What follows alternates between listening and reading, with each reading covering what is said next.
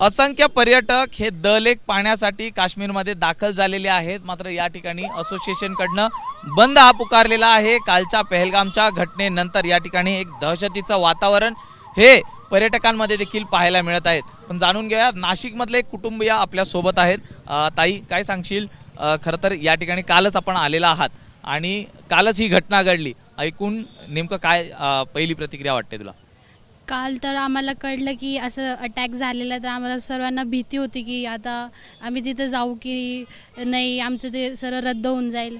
तर मग त्यांनी बोललं की एवढं काही भीतीची हे नाही आहे, तर ते आम्हाला आज ते कॅन्सल करून इकडचे बाकीचे स्पॉट्स कवर करवले।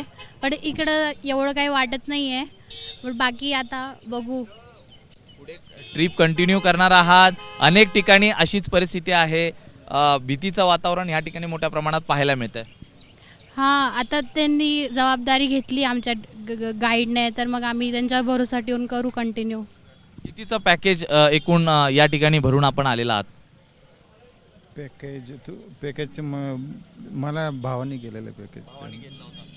कालच या ठिकाणी आलेला आहात, आणखी किती दिवस थांबणार आहात किंवा काय नेमका डोक्यात विचार चालू आहे? तारखेपर्यंत आहे आमच्या इथे, पण असं काही नाही, भीतीसारखं असं काही वाटत नाही। म्हणजे आम्ही जे एन्जॉय करायचंय तसं करतोय, असं काही असं एवढं हे नाही। अनेक स्पॉट हे कालच्या घटनेमुळे आमचे रद्द झाले। बाकी 2 दिवसाचं आमचं ते आता पेहलगामचं होतं, ते रद्द केलं। मग आता इथले पॉईंट वाढवून घेतले आमचं आता। हो, तर आपण पाहतोय की ज्या टुरिस्ट कंपन्या आहेत त्यांनी देखील ज्या ठिकाणचे स्पॉट भीतीदायक आहेत तिथले रद्द केलेले आहेत, तर त्या ठिकाणी इतर जे स्पॉट्स आहेत दाखवण्याजोगे त्या ठिकाणी पर्यटकांना नेत आहेत। ज्या ठिकाणी ते सुरक्षित आहेत त्या ठिकाणी त्यांचा पर्यटकांना नेलं जात आहे। व्हिडिओ जर्नलिस्ट अनिल संगारेसह मी सूरज सावंत, श्रीनगर।